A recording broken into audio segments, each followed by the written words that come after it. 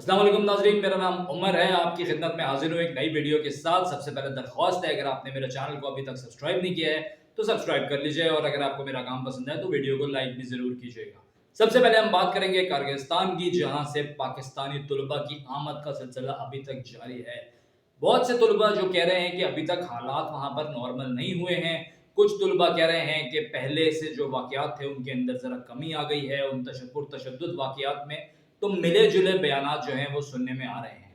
पाकिस्तानी हुकूमत ने अपने बयानिया में बताया कि हमने हर तरीके से मदद की है अपने स्टूडेंट्स की, लेकिन जो स्टूडेंट्स यहाँ पहुँच रहे हैं वो मिली-जुली बात कर रहे हैं। कुछ कह रहे हैं कि कुछ हद तक हेल्प मिली, कुछ कह रहे हैं कि बिल्कुल हेल्प नहीं मिली, हमने टिकट भी खुद ली है, जो नंबर्स प्रोवाइड किए गए वहाँ पे कोई फ़ोन नहीं उठाता। जबकि कुछ स्टूडेंट्स का कहना है कि अब वहाँ पर हेल्प मिलना शुरू हो गई है पाकिस्तानी हुकूमत की तरफ से। तो उम्मीद करते हैं ये तमाम मामलात बेहतर होंगे, क्योंकि ये बेहतर अब इसलिए होंगे कि क्योंकि करगिज़ हुकूमत को ये रियलाइज़ हो गया है कि जो पैसे वो इंटरनेशनल स्टूडेंट से कमाते थे वो शायद आगे नहीं कमा पाए। किसी भी मुल्क में जहाँ पर इंटरनेशनल स्टूडेंट्स आते हैं पढ़ने के लिए, तो उनकी जो फीस होती है वो ज़्यादा होती है as compare to local students. तो अब जब करगिज़ हुकूमत को एक अच्छे पैसे मिल रहे थे अपने इंटरनेशनल स्टूडेंट्स की मद में, और जो आके वहाँ पर एडमिशन लेते थे, वहीं पर पढ़ते थे, पढ़ाई के दौरान उनका कल्चर भी समझते थे, और कल्चर समझने के बाद वहाँ पर सर्व भी करते थे। तो उनको एक तैयार फ़ोर्स मिल रही थी, वर्क फ़ोर्स, जो अपने पैसे पे आके पढ़ रही थी और फिर वहाँ पर उनकी हुकूमत के लिए उनके मुल्क में सर्व कर रही थी। तो इससे अच्छी चीज़ होती क्या है भाई? कुछ भी नहीं। तो जब इस तरीके की चीज़ उनको मिल रही थी, पूरे पैकेज लोग मिल रहे थे, तो इन वाक़यात के बाद जब इंटरनेशनल स्टूडेंट्स वापस जाना शुरू हुए, स्पेशली पाकिस्तानी स्टूडेंट्स, आप अगर अभी भी तुलबा की तादाद देखें, तो कोई 1000 के करीब पहुँच गए जो अभी वापस आए हैं, और उनके अंदर काफ़ी अभी स्टूडेंट्स हैं जो उधर मौजूद हैं। तो इट मीन्स एक अच्छा नंबर था जो यहाँ पाकिस्तान से जा रहा था, पाकिस्तान से एक अच्छा पैसा जनरेट होकर वहाँ जा रहा था, फ़ी की मद में। या अगर कुछ स्टूडेंट स्कॉलरशिप पे भी गए थे, तो उनके लिए भी ज़ाहिर है कोई प्रोग्राम था, जो एक्सचेंज प्रोग्राम या गवर्नमेंट ने जो भी बेयर किया होगा, वो कुछ डिफरेंट चीज़ें होती हैं। तो उनको जब इंटरनेशनल स्टूडेंट्स के साथ-साथ अच्छी भारी फ़ी मिल रही है, तो वो क्यों चाहेंगे कि ऐसा मौका उनके लिए ख़त्म हो। तो जो भी ऐसे ममालिक होते हैं जो इंटरनेशनल स्टूडेंट्स पे या टूरिज़्म पे डिपेंड करते हैं, वो कभी भी अपनी जड़ नहीं काटते। तो इसलिए करगिज़ हुकूमत ने भी इस बात की यकीन दहानी कराई है, स्टेटमेंट दिया है कि अब हम लोग उन लोगों के खिलाफ क्रैकडाउन कर रहे हैं, और बताया जा रहा है कि कुछ लोगों को पकड़ा भी है जो इन तमाम पुरतशद्दुद वाक़यात के अंदर मुलव्वस थे। तो अगर चीज़ें नॉर्मलाइज़ हो जाती हैं तो ज़ाहिर है फिर स्टूडेंट्स जो हैं वो वापस जाना शुरू करेंगे और चीज़ें मामूल पर आ जाएँगी। लेकिन पाकिस्तान के पास इस वक़्त एक पॉइंट है कि वो गवर्नमेंट के साथ बात करे, करगिज़ गवर्नमेंट से, और उनको बोले कि जो हमारे स्टूडेंट्स ने बेयर किया है, जो मेंटल टॉर्चर बेयर किया है, या जो पैसे उनके एक्स्ट्रा खर्च हुए हैं, उनको उनकी नेक्स्ट फ़ी में एडजस्ट किया जाए। ये मेरा पॉइंट है कि पाकिस्तान को करगिज़ हुकूमत से बात करनी चाहिए कि आप इस चीज़ को यकीन दहानी कराएँ, रिटन फॉर्मेट में लें, या उन स्टूडेंट्स के लिए जिस तरीके से भी बेहतर होता है वो करें। लेकिन उनके लिए कुछ एडजस्टमेंट होनी चाहिए। जिन स्टूडेंट्स ने बहुत बेचारों ने बेयर किया है, बहुत ज़्यादा टॉर्चर में वो लोग रहे हैं, मेंटल टॉर्चर भी, वैसे फिज़िकल टॉर्चर भी जिन लोगों के ऊपर हुआ है। बहुत से ऐसे स्टूडेंट्स होंगे जिन्होंने अपना टिकट की अगर कॉस्ट बेयर की है, शायद उन्होंने वो पैसे किस लिए बचा के रखे हुए हों। जो पेरेंट्स, जो फैमिलीज़ यहाँ मौजूद थीं, वो भी उस तशद्दुद में उतना ही शामिल हैं। क्योंकि जब किसी का बच्चा बाहर होता है, तो वैसे ही उसका आधा दिल बाहर धड़क रहा होता है कि यार, पता नहीं बच्चे ने क्या खाया होगा, क्या पिया होगा।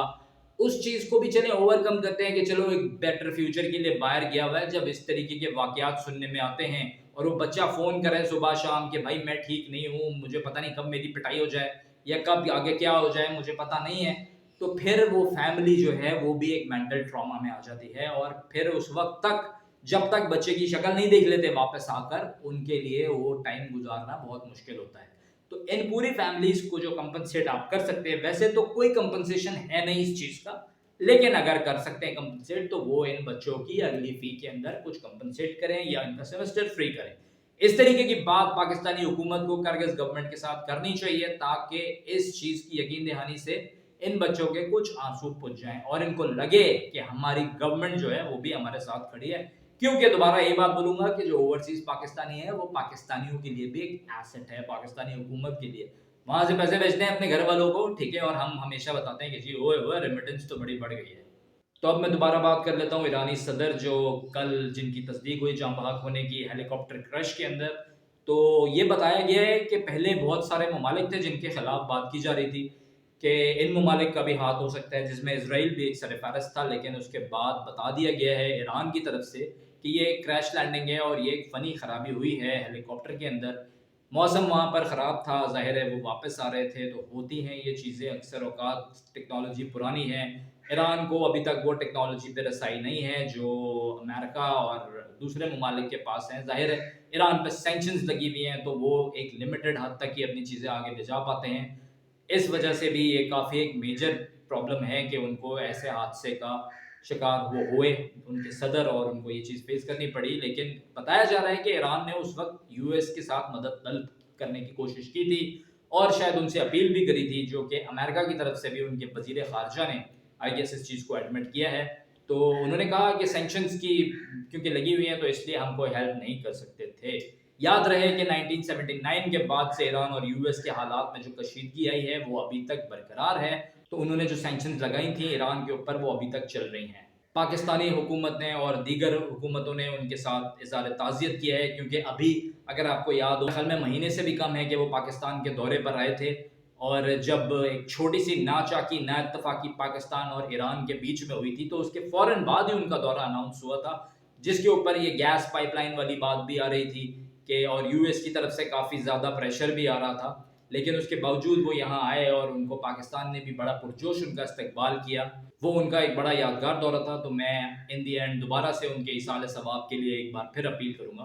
तो अब मैं बात कर लेता हूँ सोलर एनर्जी की। नेट मीटरिंग के हवाले से ये खबरें गर्दिश कर रही हैं कि नेट मीटरिंग को जो है वो हुकूमत बंद करने का या रिप्लेस करने का सोच रही है। इस बारे में कुछ मुतअद्दिद बयान आए हैं, कुछ चीज़ क्लियर नहीं की गई है, फिर एक बात की जाती है, उसको वापस ले लिया जाता है। अभी तक हुकूमत इस शशोपंज में है कि इस चीज़ को किस तरीके से आगे लेके चला जाए, क्योंकि अवाम का भी और बाकी जो हुकूमती हलके हैं, उनका भी मिला-जुला रद्द-ए-अमल आएगा इसके ऊपर कि एक तो आप बिजली महँगी बेच रहे हैं, दूसरी चीज़ ये कि आप बोलते रहे अपनी पूरी अवाम को कि भाई सोलर पे जाओ, सोलर पे जाओ, सोलर पे जाओ। जब अब लोग सोलर पे जाना शुरू हो गए तेज़ी से, तो अब आपको ये मसला हो रहा है कि यार हमारी जो महँगी बिजली है उसको खरीदेगा कौन? अगर सब सोलर पे चले गए तो हम तो शक्ल देखते रह जाएँगे। और क्योंकि आपने कॉन्ट्रैक्ट्स कुछ इस तरीके से किए हुए हैं कि बिजली प्रोड्यूस हो या ना हो, आपने तो उनको पैसे देने ही देने हैं। तो इस वजह से अब आपको समझ नहीं आ रहा कि आप क्या करें और किस तरीके से इसके अंदर कुछ रद्दो-बदल कर आप खुद को फ़ायदे में रखें या सरकार को फ़ायदे में रखें। तो अब आगे क्या होता है इसके ऊपर, जैसे कोई अपडेट आती है तो मैं आपको बताऊँगा, क्योंकि अभी एक ये बयानिया अभी सुनने में आ रहा है कि कोशिश होगी कि जो खरीदा जाता है अपने यहाँ से, जो सोलर से बिजली प्रोड्यूस होती है, जो एक कंज्यूमर से खरीदी जाती है, वो इतने कम पैसों में खरीदी जाएगी कि जो उनको बेची जा रही है बिजली वो बहुत ऊपर होगी। तो इस मद में वो कुछ ना कुछ प्रॉफिट बनाने के चक्कर में हैं। लेकिन अभी देखें आगे क्या होता है, अपडेट जैसी कोई आती है आपके साथ शेयर करेंगे।